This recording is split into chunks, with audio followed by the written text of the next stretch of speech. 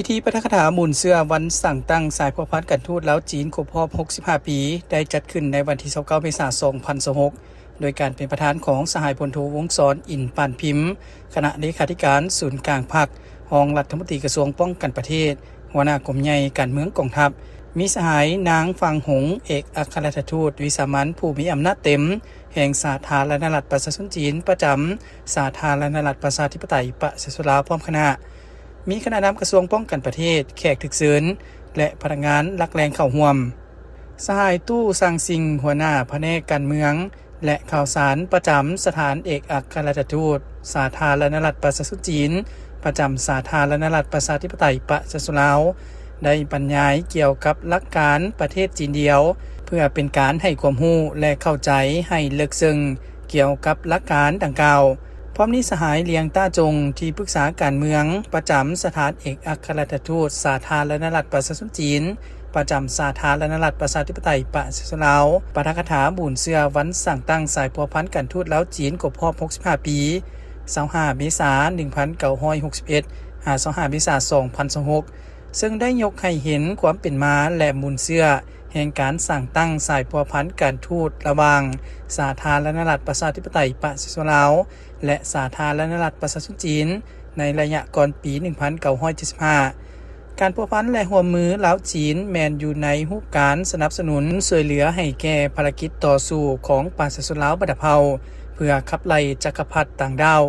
และโค่นล้มนายถึนสนสั้นปกครองที่กดขี่ขุดเหตุในฐานะที่สองประเทศมีเส้นสายแดนติดจอดกันและเป็นประเทศบ้านใกล้เฮือนเคียงสิ่งสำคัญแมนมีพรรคคอมมิวนิสต์นำพาปฏิวัติคือกันพรรครัฐบาลสาธารณรัฐประชาชนจีนให้การสนับสนุนช่วยเหลือแก่การปฏิวัติลาวทั้งทางด้านวัตถุและจิตใจทั้งในเวทีสากลและภาคพื้นมีการไปมาเยี่ยมยามกันตลอดอันพ้นเด่นกว่าหมู่แม่นปี 1959 ประธานไก่สอนพรหมวิหารเลขาธิการใหญ่ของพรรคประชาชนลาวพรรคประชาชนปฏิวัติลาวในปัจจุบันได้ไปเยี่ยมยามสาธารณรัฐประชาชนจีนจากนั้นมาก็มีผู้นำทานอื่นๆไปเยี่ยมยามสาธารณรัฐประชาชนจีนหลายครั้งเพื่อแจ้งสภาพการของการปฏิบัติลาวและปรึกษาหารือเกี่ยวกับปัญหาการช่วยเหลือของสาธารณรัฐประชาชนจีนให้แก่การปฏิบัติลาวเดือน4 ปี 1961 รัฐบาลผสมแห่งชาตินำโดยเสด็จเจ้าสุวรรณภูมานายกรัฐมนตรีว่าการกระทรวงการต่างประเทศ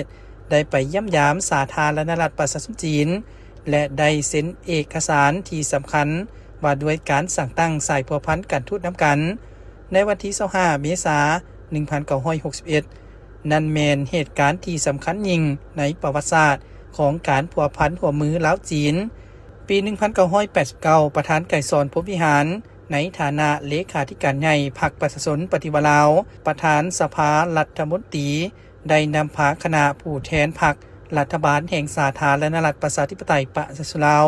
ไปเยี่ยมยามสาธารณรัฐประชาชนจีนอย่างเป็นทางการและสองฝ่ายได้เซ็นสัญญาดำกัน4 ฉบับคือสัญญาว่าด้วยกงสุลสัญญาว่าด้วยการร่วมมือด้านวัฒนธรรมสัญญาสัวขาวว่าด้วยระเบียบการสายแดน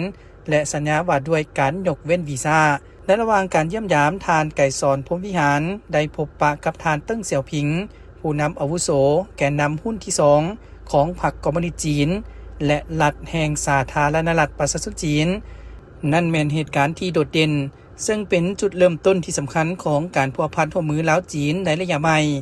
อันได้เฮ็ดให้การไปมาหาสู่ระหว่างคณะผู้แทนระดับต่างๆทั้งส่วนกลางและท้องถิ่นของ2 ประเทศเป็นปกติมาฮอดทุกมื้อนี้โอกาสนี้สายพลโทวงศ์สรอินปานพิมพ์ได้แสดงความคิดเห็นต่อสายพัวพันการทูตลาวจีนจีนลาวในระยะผ่านมาลาวจีนจีนลาวมีการร่วมมือในหลายด้านโดยเฉพาะแมนทางด้านเศรษฐกิจการท่องเที่ยวทางด้านการสร้างบุคลากรพนักงานนักรบของกองทัพลาว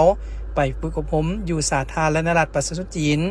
มีการร่วมมือทางด้านกองทัพแลกเปลี่ยนซึ่งกันและกัน